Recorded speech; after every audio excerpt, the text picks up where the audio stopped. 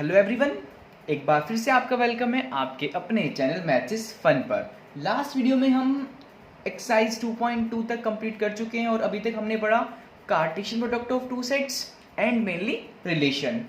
और आज हम पढ़ने जा रहे हैं इस चैप्टर का सबसे ज़्यादा इंपॉर्टेंट टॉपिक जो कि है फंक्शंस। तो जैसे कि लास्ट वीडियो में मैंने आपको बताया था कि फंक्शन को समझने के लिए आपको रिलेशन को समझना जरूरी है, बिकॉज फंक्शन एक स्पेशल केस है रिलेशन का। ठीक है, तो क्या है फंक्शन, आइए स्टार्ट करते हैं। Function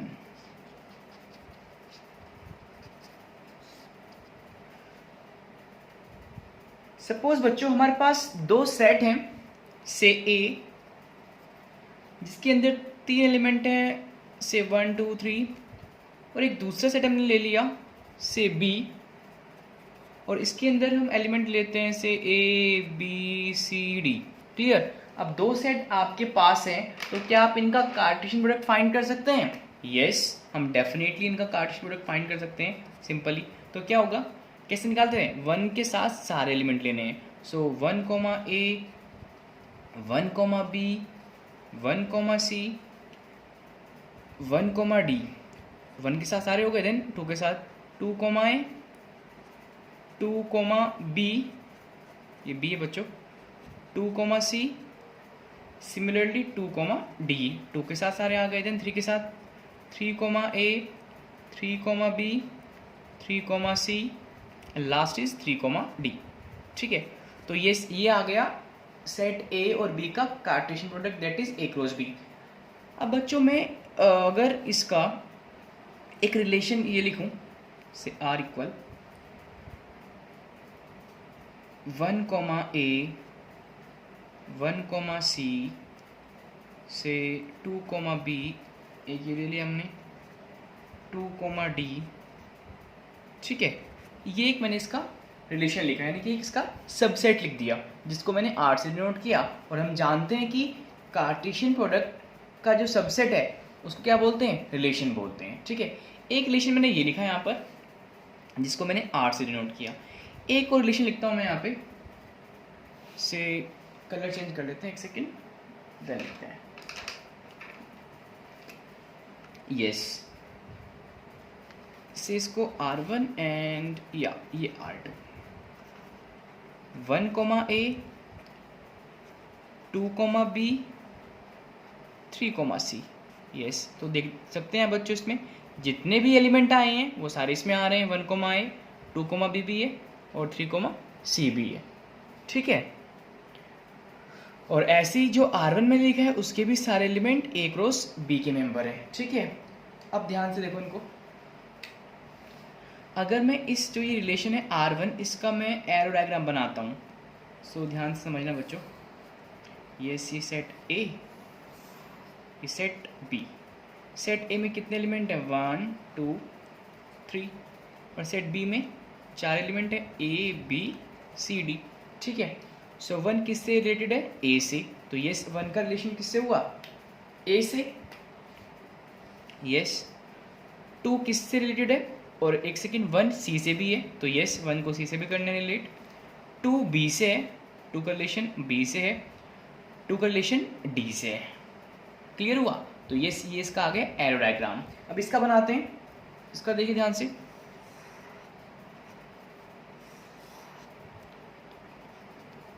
one two three A B C D. Yes, so 1 related है ए से, 2 रिलेटेड है बी से, एंड 3 रिलेटेड है सी से। ठीक है, अब ध्यान से देखो, जो ये दो रिलेशन लिखे हैं मैंने, R1 की बात करते हैं पहले।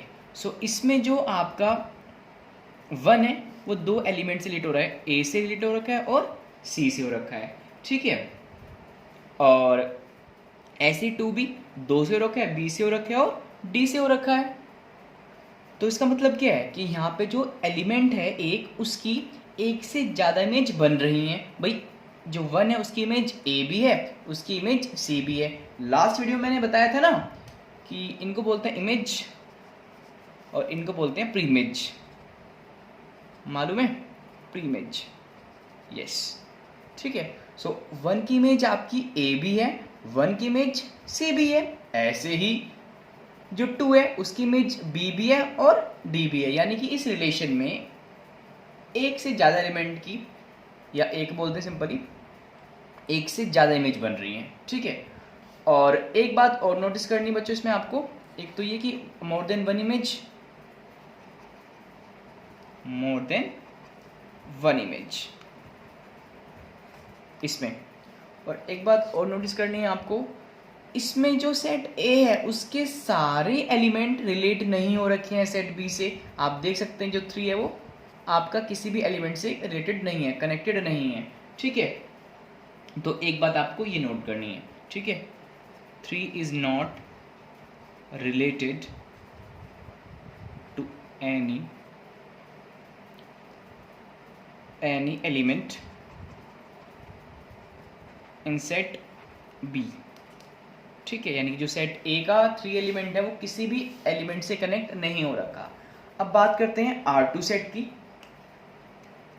इसमें देखिए, एक तो ये जो फर्स्ट कंडीशन थी मोर देन वन इमेज, इसमें ऐसा नहीं है। यहाँ पे एक एलिमेंट की एक इमेज बन रही है, 1 की इमेज ए है, 2 की बी है, 3 की सी है, ठीक है।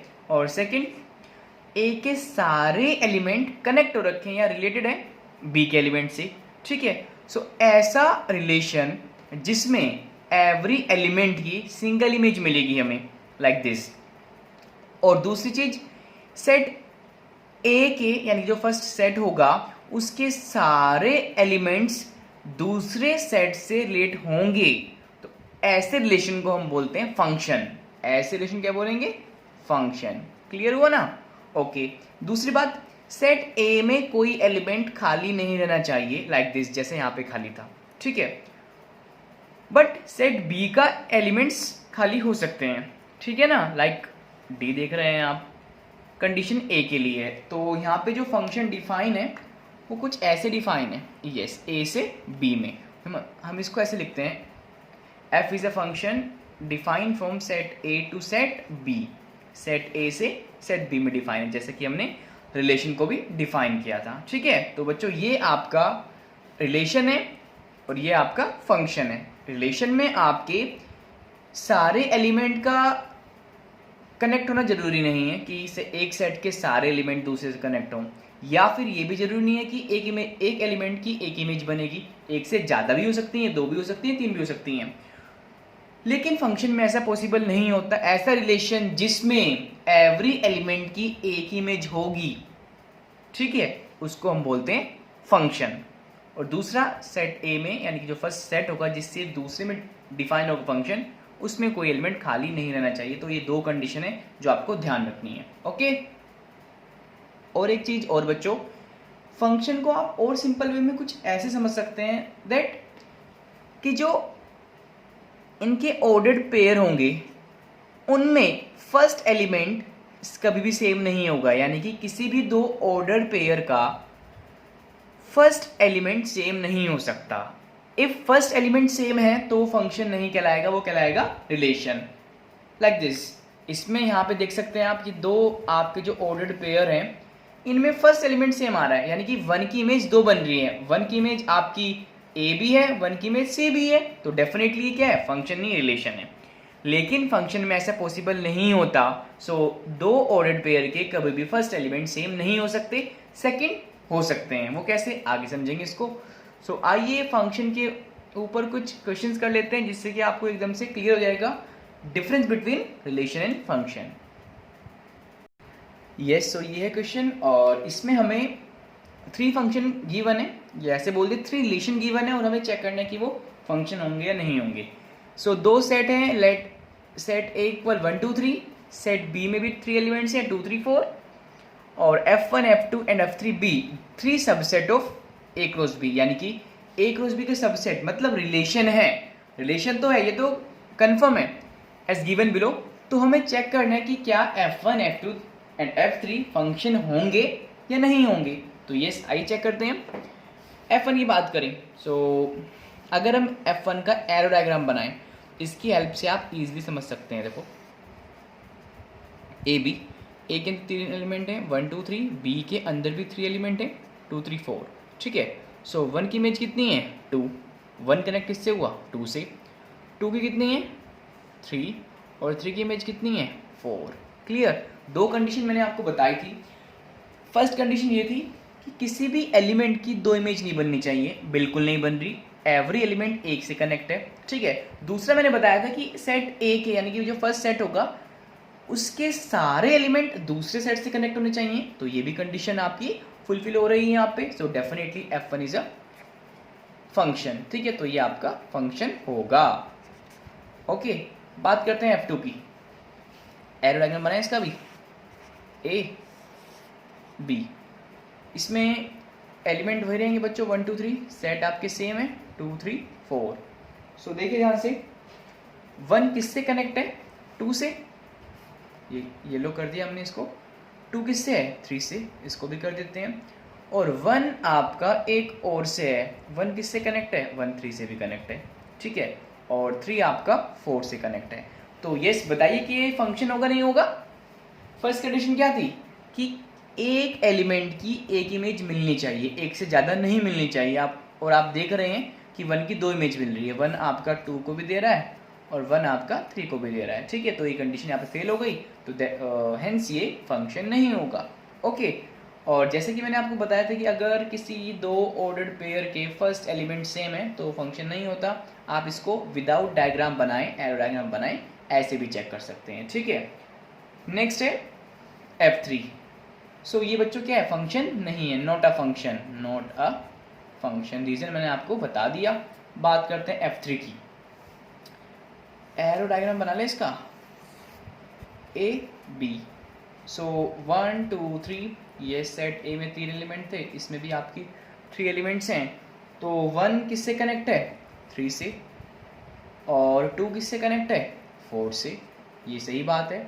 तो फर्स्ट कंडीशन क्या थी कि एवरी एलिमेंट की एक इमेज मिलनी चाहिए, तो 1 की 3 है, 2 की 4 है, और वही 3 की तो है ही नहीं यहाँ पे, ठीक है।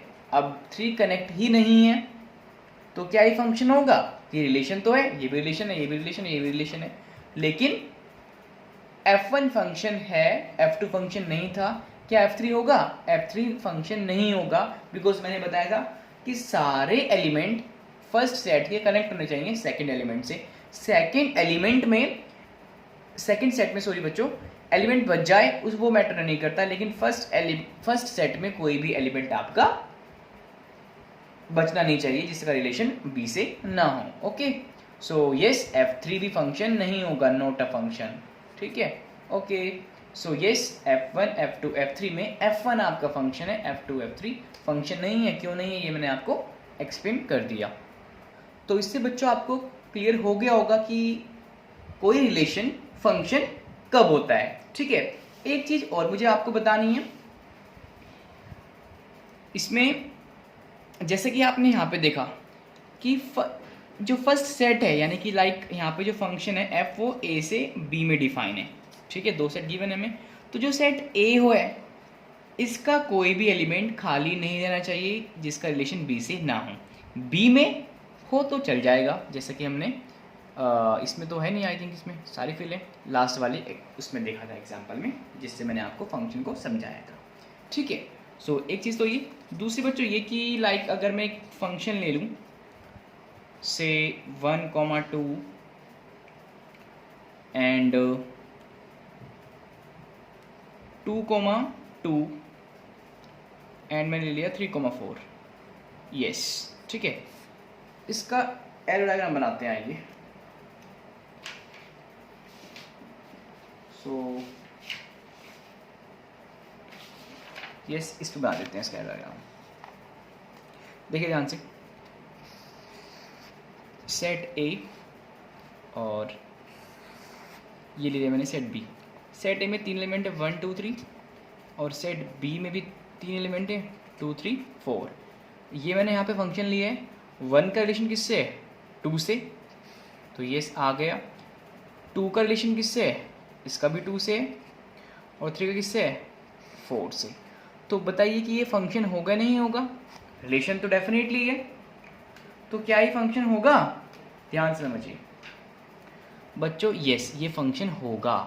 क्यों होगा, देखो फर्स्ट कंडीशन मैंने आपको बताई थी किसी भी रिलेशन के फंक्शन होने की, कि सारे एलिमेंट की एक इमेज मिलनी चाहिए, यानी कि एवरी एलिमेंट की एक इमेज मिलनी चाहिए। लाइक 1 की कितनी है, 1 की इमेज 2 है, 2 की भी 2 है, और 3 की भी कितनी है, 4। तो पहली बात तो ये कि सारे एलिमेंट आपकी इमेज दे रहे हैं। अब मैंने वहाँ पे आपको केस सेट ए के एलिमेंट के लिए था, यानी कि वो केस ऐसा था कि 1 की 2 नहीं मिलनी चाहिए। सेट ए का जो एलिमेंट है, सेट ए के जितने भी एलिमेंट होंगे से स्मॉल ए, इसकी 2 इमेज नहीं मिलनी चाहिए, बी और सी, ठीक है ना। बट इनकी जो आपकी 2 एलिमेंट हैं, लाइक मैंने लिया 1 और 2, इनकी सेम आपकी इमेज आए तो चल जाएगा, वो मैटर नहीं करेगा, ठीक है। उस केस में फंक्शन होगा, तो यही चीज़ आपको समझनी है, ठीक है। ओके, तो यहाँ पे देख सकते हैं सारे एलिमेंट कनेक्ट है, तो ये फंक्शन है, ठीक है बच्चों। तो बस यही था फंक्शन का कॉन्सेप्ट।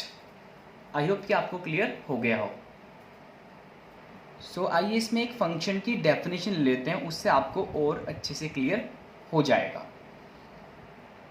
यस, ये है definition. Function a relation R from a set A to a set B, यानी कि जैसा मैंने आपको बताया कि फंक्शन एक स्पेशल केस है रिलेशन का, ठीक है। सो वही यहाँ से ये बता रहा है a relation R from a set A to set B, ठीक है। कोई भी रिलेशन जो कि ए से सेट बी में डिफाइन है, इस सेट टू बी फंक्शन कहलाएगा if every element of set A has one and only one image in set B, ठीक है ना। यस, जैसे मैंने आपको बताया था, लाइक सेट ए है, ये बी है, इसमें 3 एलिमेंट चल रहे थे, इसमें 2 3 4 ये चल रहे थे, तो ईच एलिमेंट की एक ही इमेज मिलनी चाहिए, वन एंड ओनली वन, एक से ज़्यादा नहीं होनी चाहिए। 1 आपका 2 से कनेक्ट है, तो 1 आपका दूसरे एलिमेंट से कनेक्ट नहीं होना चाहिए, ठीक है। सो यस, यही है, और ऐसे रिलेशन को हम बोलते हैं फंक्शन, ठीक है। ऐसे रिलेशन क्या बोलेंगे, फंक्शन। तो यस, इसके प्लेस पे आप चाहे आर रहने दो, या आप ऐसे लिख सकते हैं फंक्शन आपका ये आ गया, okay. F means function, r means relation. So इसको और कैसे बता सकते हैं हम, लाइक ये मैथमेटिकल डेफिनेशन हो गई। For each small a belongs to set A, यानी कि स्मॉल ए आपका सेट ए का कोई भी एलिमेंट हो सकता है, there exist small b belongs to set B, ठीक है, ये बी का एलिमेंट है, such that a comma b belong करें फंक्शन में। अब इसका मीनिंग क्या है, ये कह रहा है कि यहाँ पे इन तीनों को नेम दे दो, से ए और ये क्या है, बी, ठीक है। तो ए के ईच एंड एवरी एलिमेंट के लिए बी में भी एक ऐसा एलिमेंट होना चाहिए, ठीक है, जिससे कि आपका ए कोमा बी बिलोंग कर जाए फंक्शन में, ठीक है। तो वही तो मतलब हुआ कि इसके एवरी ए के लिए इसमें कोई ना कोई एलिमेंट होना चाहिए, और वो यूनिक होना चाहिए, यानी कि लाइक 2 के लिए 2 है तो 2 के लिए 3 नहीं होना चाहिए, ठीक है। तो बच्चों ये थी फंक्शन की डेफिनेशन, ठीक है। तो ये बिल्कुल सिंपल सा कॉन्सेप्ट है और काफ़ी ज़्यादा इंपॉर्टेंट कॉन्सेप्ट है। और जैसे आपने बच्चों रिलेशन पढ़ने के बाद उसमें domain, codomain and range find करना सीखा था, तो सेम हमें फंक्शन में भी करना है, ठीक है। सो आइए इसको करते हैं। यस, सो आइए बात करते हैं डोमेन, कोडोमेन एंड रेंज की कैसे फाइंड करते हैं फंक्शन में। सपोज बच्चों हमारे पास कोई फंक्शन है जो कि सेट ए से सेट बी में डिफाइन है, और लेट कर लेते हैं सेट ए हमारे पास है 1 2 3, वही ले रहे हैं जो भी आपने पीछे किया 1 2 3, और इसमें 4 एलिमेंट ले लेते हैं ए बी सी डी, ठीक है। और मैंने एक फंक्शन डिफाइन कर लिया इसमें से 1 ए 1 हो गया, 2 बी एंड एक लिया 3 सी। यस, तो ये मैंने एक फंक्शन ले लिया, तो इसकी मुझे range, domain and codomain find करना है। तो बच्चों जैसे आपने रिलेशन में किया था बिल्कुल सेम वही कॉन्सेप्ट है, कुछ चेंज नहीं है, कुछ नया नहीं है, ठीक है। यस, सो अगर बात करें डोमेन की, डोमेन ऑफ एफ को आप ऐसे भी लिख सकते हैं शॉर्ट में। सो डोमेन आपका जो फर्स्ट सेट है जिससे फंक्शन डिफाइन हो रहा है वो जाएगा, ठीक है। नेक्स्ट कोडोमेन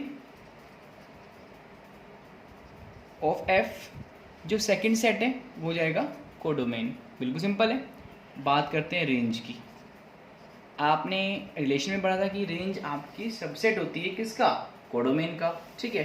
तो यस, जो कि आपके सेकंड एलिमेंट है उनका जो सेट होगा, ठीक है, वो कहलाएगा रेंज। जैसे यहाँ पे मैं बताऊँ तो ABC आएंगे, ठीक है। एक बात और बच्चों, देखो ध्यान से, जब हमने रिलेशन में पढ़ा था डोमेन, तो हम क्या बता रहे थे कि इनके फर्स्ट एलिमेंट का सेट था, ऑर्डर्ड पेयर के फर्स्ट एलिमेंट का सेट। यहाँ पर भी वही है, बट आपने एक बात नोटिस करी होगी कि फंक्शन में जो होगा वो ए के सारे एलिमेंट आएंगे, रिलेशन में ऐसे कंपलसरी नहीं है। इसलिए हम जब बात करते हैं रिलेशन की तो हम कहते हैं कि ऑर्डर्ड पेयर के फर्स्ट एलिमेंट का सेट, और जब बात करते हैं फंक्शन की तो हम यस कह सकते हैं कि जो फर्स्ट सेट है जिससे फंक्शन दूसरे में डिफाइन है वो आपका डोमेन है, ठीक है। कोडोमेन दोनों के लिए सेम है, चाहे वो रिलेशन हो या फिर फंक्शन हो, और ऐसे ही आपकी रेंज सेम है, ठीक है। तो डिफरेंस जस्ट डोमेन में है। ओके, आई होप कि आपको ये समझ आ गया हो। सो यस, ऐसे फाइंड करते हैं हम डोमेन, कोडोमेन एंड रेंज किसी भी फंक्शन की। बच्चों, एक स्पेशल टाइप का फंक्शन है जो आपको पढ़ना है, और उसके बेसिस पे हम दूसरे फंक्शन के टाइप्स को पढ़ेंगे, जिसको बोलते हैं real value function. Real value function, ठीक है। सो ये क्या है, इफ़ कोई फंक्शन ऐसा है कि उसका जो डोमेन है, ये डोमेन होता है जैसे कि अभी मैंने बताया आपको, ठीक है, और इसको बोलते हैं कोडोमेन, ठीक है। इफ़ किसी फंक्शन का डोमेन एंड कोडोमेन दोनों ही रियल नंबर का सेट हो, किसका सेट हो, रियल नंबर्स का, ठीक है। रियल नंबर आप जानते हैं जैसे कॉम्बिनेशन होता है रेशनल और इरेशनल का, ठीक है, तो वो कहलाता है रियल वैल्यू फंक्शन। जो डोमेन है क्या हो, सेट ऑफ रियल नंबर हो, सेट ऑफ रियल नंबर हो या रियल नंबर का कोई सबसेट हो। जैसे कि हम जानते हैं कि जो नेचुरल नंबर है आपके होल नंबर हैं, इंटीजर्स हैं, रेशनल है, इरेशनल है, सारे आपके क्या हैं, सबसेट होते हैं रियल नंबर के, ठीक है। तो चाहे इनमें से ये हो सकता है फिर ये हो सकता है, तो उस फंक्शन को हम बोलेंगे रियल वैल्यू फंक्शन। तो यस, ये हो गया सिंपल ही, और इसके बेस पे कुछ और टाइप्स के फंक्शन है, आइए उनको पढ़ते हैं। Yes, so types of function में सबसे पहले आप पढ़ेंगे आइडेंटिटी फंक्शन। आइडेंटिटी फंक्शन, ठीक है। सो यस, आई जानते हैं ये क्या होता है। इफ एफ एक ऐसा फंक्शन है जो कि सेट ऑफ रियल नंबर से रियल नंबर में डिफाइन है, ठीक है, ये रियल नंबर, ठीक है, सच दैट बाय लिखें बच्चों यहाँ पे, ठीक है। सच दैट आपने यहाँ यूज़ कर लिया तो आप यहाँ पे बाय यूज़ करें। लेट ऐसे कर लें, आर से आर में डिफाइन है, यानी कि डोमेन भी आपका आर है, कोडोमेन भी आपका आर है, तो ये क्या हुआ, एक रियल वैल्यू फंक्शन हुआ, ठीक है। जैसे कि आपको मैंने बताया बाय एफ एक्स, डालने पे आपको एक्स मिल जाए, ठीक है। तो ऐसे फंक्शन को बोलते हैं आइडेंटिटी फंक्शन। अब ये क्यों बोला जा रहा है, एक तो पहले ये ध्यान रखने वाली बात बच्चों ये है कि जो एक्स होगा वो रियल नंबर से बिलोंग करेगा, क्योंकि हमने कैसा फंक्शन ले रखा है उसको, रियल वैल्यू, ठीक है। तो इफ़ किसी फंक्शन में हम x की वैल्यू रखें और वही आपका x मिल जाए, तो ऐसे फंक्शन को हम बोलते हैं आइडेंटिटी फंक्शन, ठीक है ना, यानी कि जो डाला हमने वही मिल गया। इसको और सिंपल वे से आप ऐसे बता सकते हैं बच्चों, जैसे आपने क्लास 10th में ये पढ़ा ना, लाइक ये बड़ा y = x+2, तो ये भी तो फंक्शन ही है, ये भी एक फंक्शन ही है, बस डिफरेंस इतना है कि यहाँ पे हम जो fx है उसको y बोल रहे हैं, ठीक है, या y को fx बोल रहे हैं, आप ऐसे समझ सकते हैं, ठीक है। तो आइडेंटिटी फंक्शन को आप ऐसे समझ सकते हैं लाइक y = x, जो x डालेंगे वही हमें y मिल जाएगा, y मीन्स fx मिल जाएगा, ठीक है। इफ़ हम x की वैल्यू रखते हैं 1, तो y भी कितना आया 1, यानी कि fx 1 आया। हम पुट करते हैं जो x है 2, ये भी कितना आएगा 2, लाइक देख लो यहाँ पे, अगर आप x1 पुट कर रहे हैं तो fx यानी कि f(1) वो भी कितना आया 1 आ गया, क्लियर हुआ। जैसे मैंने यहाँ पे बताया, आप पुट कर रहे हैं 2 तो f(2) कितना आया 2 आ गया। आपने पुट किया नेगेटिव नंबर -1, तो ये भी कितना आया -1। आपने पुट किया -2, तो ये भी कितना आया -2, ठीक है। तो यानी कि जो नंबर आप डाल रहे हैं वही आपको मिल जाता है, तो ऐसे फंक्शन को बोलते हैं आइडेंटिटी फंक्शन, ठीक है। अब इसका ग्राफ कैसे बनता है उसको समझना है आपको बच्चों। यस, सो ये कार्टेशियन प्लेन है बच्चों, से ये x होता है और ये x डैश, सेम y और y डैश जैसे कि आप जानते हैं। सो 1 2 3 एंड सो ऑन, ऐसे ही -1 -2 -3 सो ऑन, ऊपर भी 1 2 3, नीचे -1 -2 -3। ठीक है, हमें ज़्यादा नंबर लेके भी करना क्या है, ये तो नंबर हमारे पास है। तो अगर इसका देखें ध्यान से, तो इसमें जो पॉइंट आएगा 1,1 बनेगा इसका पॉइंट। तो 1,1 कहाँ मिलेगा हमें, ये सी मिल गया हमें 1,1। ऐसे ही इस पर 2,2 मिलेगा, 2,2 ये मिल गया हमें। ऐसे 3,3 मिलेगा। ऐसे अगर बात करें नेगेटिव नंबर की, -1 पे -1 मिल रहा है तो ये सी पॉइंट यहाँ पे आएगा, -2 पे भी 2 मिलेगा, -3 पे -3 मिलेगा। ठीक है, तो अगर इनको हम ज्वाइन कर दें, यस, तो ये आपका एक स्ट्रेट लाइन आया ग्राफ। ठीक है, जो कि आइडेंटिटी फंक्शन का है। किसका ग्राफ है, f(x = x) का। ठीक है, तो ये आइडेंटिटी फंक्शन का जो ग्राफ है वो एक स्ट्रेट लाइन आता है। ठीक है, अब बात करते हैं इसके डोमेन की और कोडोमेन की।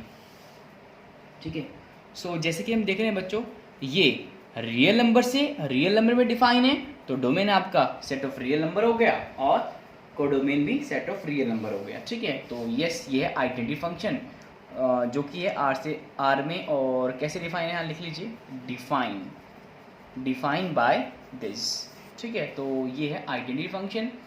इसकी सेकंड टाइप बच्चों कांस्टेंट फंक्शन, आइए इसको पढ़ते हैं। Yes, constant function. सो एक फंक्शन ले लेते हैं बच्चों जो कि आर से आर में डिफाइन है, एक रियल वैल्यू फंक्शन है। लिख लेते हैं define by f(x) = c means कोई भी यहाँ पे कांस्टेंट है, वेयर जो x है वो बिलोंग कर रहा है सेट ऑफ रियल नंबर में। ठीक है, तो यस, ये कांस्टेंट फंक्शन है। कांस्टेंट मतलब क्या है कि जो वैल्यू चेंज नहीं होगी।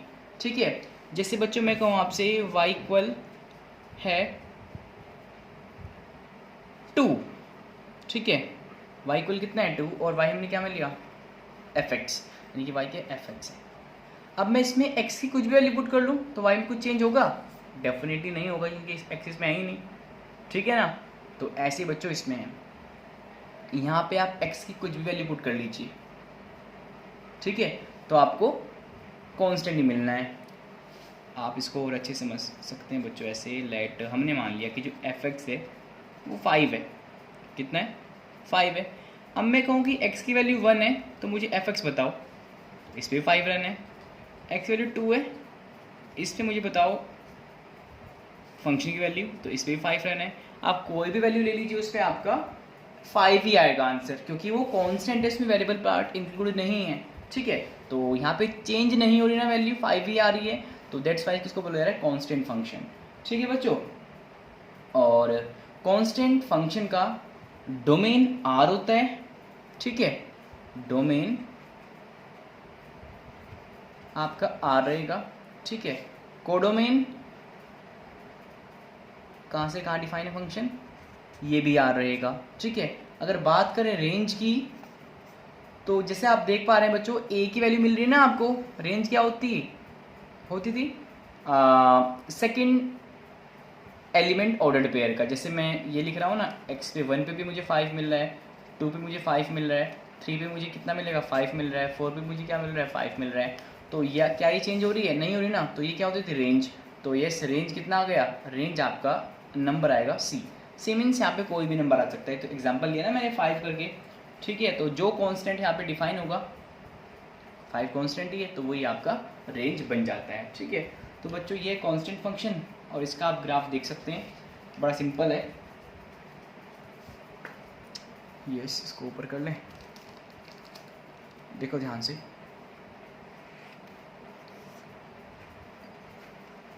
यहाँ पे नंबर आप सेम वे से लेंगे जैसे कि आपने लास्ट में लिया।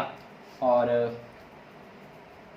बच्चों ये मैंने क्या बताया था कि आप इसको y से लिख सकते हैं, तो ये y इक्वल क्या आया, c मीन्स कोई भी नंबर हो सकता है, 1 2 3 कैसा भी नंबर। ठीक है, तो अगर मैं कुछ देर के लिए, जैसे कि मैंने 5 किया, y इक्वल 5 रख लूँ, सो याद है कैसे बनता है y इक्वल 5 का ग्राफ, +5 कहाँ पे होगा, ऊपर होगा, 1 2 3, तो ये y इक्वल 5 है, यानी कि x 0 है, तो ये x एक्सिस के पैरेलल एक लाइन होगी। जो कि y इक्वल 5 को रिप्रेजेंट करेगी, y इक्वल c को रिप्रेजेंट करेगी, कोई भी कांस्टेंट हो सकता है। ठीक है, तो ये किसका ग्राफ है? ये आपका कांस्टेंट फंक्शन का ग्राफ है। ठीक है, तो 2 फंक्शन हमने कंप्लीट कर लिए। थर्ड है इसमें पोलिनोमियल फंक्शन। आइए इसको पढ़ते हैं। Yes, polynomial function. So class 10th में आपने एक चैप्टर भी पढ़ा था एक पोलिनोमियल के ऊपर, जो कि चैप्टर नंबर 2 था आपका, पोलिनोमियल्स। सो वही है बच्चों, यहाँ पे भी लेट f कोई फंक्शन है जो कि r से r में डिफाइन है, define by f(x) equal a0 a1 x plus a2 x square and so on. ठीक है, इसको देख के घबराना मत बच्चों। जैसे अगर मैं कहूँ कि f(x) आपका ये है 2x प्लस 5, ये आएगा। ठीक है, तो बच्चों ये क्या है? एक पोलिनोमियल तो है या और कुछ है? समझ गए ना? और कैसा पोलिनोमियल है? ये आपका क्वाड्रेटिक है जिसकी डिग्री 2 है। अगर हम बात करें on the basis of terms, तो टर्म्स के बेसिस पे कैसा है ये? कितनी टर्म्स है इसमें? 3 है ना, तो ट्रायंगल है। ओके, तो बस कुछ नहीं, अगर ऐसा है आपका फंक्शन तो उसको हम बोलेंगे पोलिनोमियल फंक्शन। यहाँ पे भी यही बताया गया। यहाँ पे क्या है कि इसको हमने डिसेंडिंग ऑर्डर में लिखा है, लाइक यहाँ पे वेरिएबल की पावर 2 है, यहाँ पे 1 है, यहाँ पे 0 है। यहाँ पे मैंने उल्टा लिखा है असेंडिंग ऑर्डर में। यहाँ पे वेरिएबल की पावर कितनी है? 0 है, यहाँ पे 1 है, यहाँ पे 2 है एंड सो ऑन चलती जा रही है। ठीक है, where a0 a1 a2 are constant. ठीक है बच्चों, तो ये है आपका पोलिनोमियल फंक्शन, और इसमें आपको ग्राफ की ज़रूरत नहीं है बनाने की, आप इसको सिंपली ऐसे कर सकते हैं। ठीक है, और पोलिनोमियल फंक्शन के बाद नेक्स्ट पढ़ना है आपको रेशनल फंक्शन। तो आइए जानते हैं।